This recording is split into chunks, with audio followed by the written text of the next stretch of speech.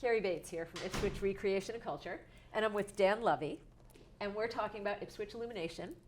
And Dan is many things, but creative collaborator for Ipswich Illumination. He's got not one, but two really interesting projects, which we're going to talk about.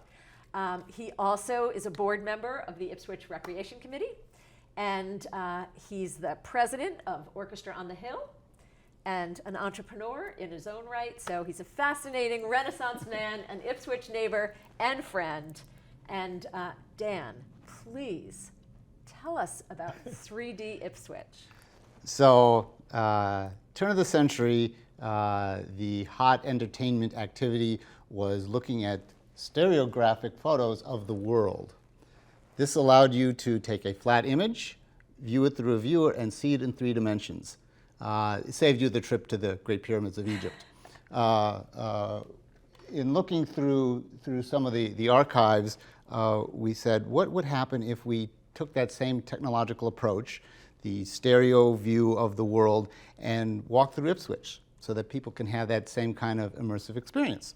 So, first thing we had to do was find a camera. So this is a circa 1950 stereo camera, and you notice it has 2 lenses.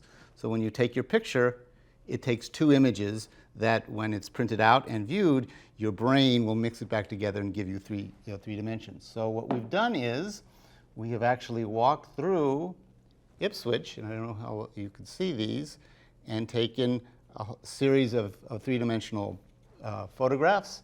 And at Illumination, we will have viewers for people that they can actually look through and recreate that immersive experience of Ipswich. Wow. We've also been working on our own DIY version of a viewer. Oh my goodness. That hopefully will be ready in time. So you're printing these on your 3D printed, printer? yep. Wow.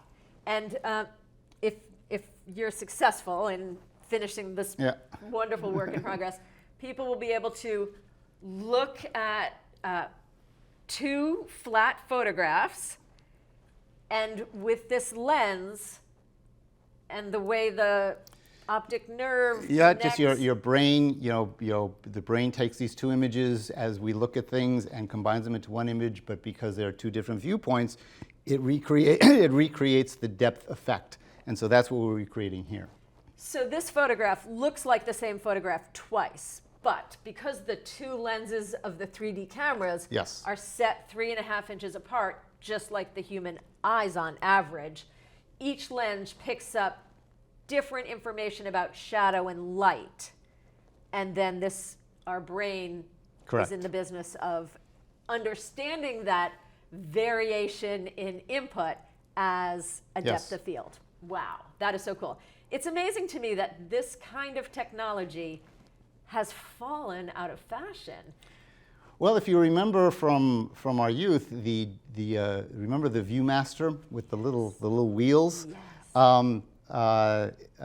Still as fascinating today as it was back then. I think so. But for the first 100 years or so of photography, this is how you experienced 3D. In fact, 3D movies work the same way. They take 2 lenses and then using polarized light to create the differences, give you a 3D effect. Wow. Well, I am amazed when I look through the viewfinder how absolutely convincing and compelling. You literally fall into the space. Yes. I have to say, as I was printing these out, it was more fascinating and interesting experience than I anticipated, and I found myself enjoying simply walking around with this 3D effect, because as part of your brain that as we've entered this 2D Zoom world that really wants to be embodied and immersed. And so it's one thing to look at photographs of Ipswich. It's and I think people will see this walk through Ipswich photographically, but in 3 dimensions. So that old adage, the medium is the message, right? So there's something so interesting about a depth of field. Yeah. So you're all invited to fall into Dan Lovy's photographic portfolio of Ipswich at Ipswich Illumination.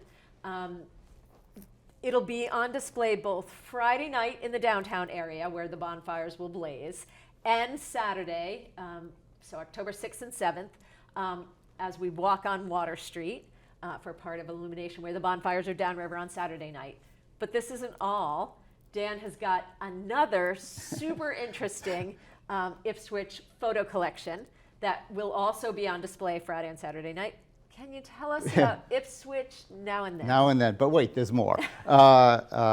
In working with Gordon Harris, our town historian, he was describing this vast collection of vintage turn-of-the-century photographs he has of the town. So we came up with the idea that what if we took those images and tried to recreate them by going to the same place with a modern camera and taking the same photograph. So what we've done is, these are some examples, and again, I don't know how well you can, these are some examples from, George Dexter and Edward Darling. Again, all vintage photographs, and what we've been doing is going through, so for example, here's the Green Street Bridge, and trying to photograph it from the same angle. Okay. So what we intend on doing is projecting the original image and then projecting the transition over that. So you've got two projects. One of them is tripping us through time, and the other is tripping us through space. Yes. Bravo. Okay, so thank you. Come out and see it. Come out and see it. Great. Thank you so much, Dan Thank you. Lovy.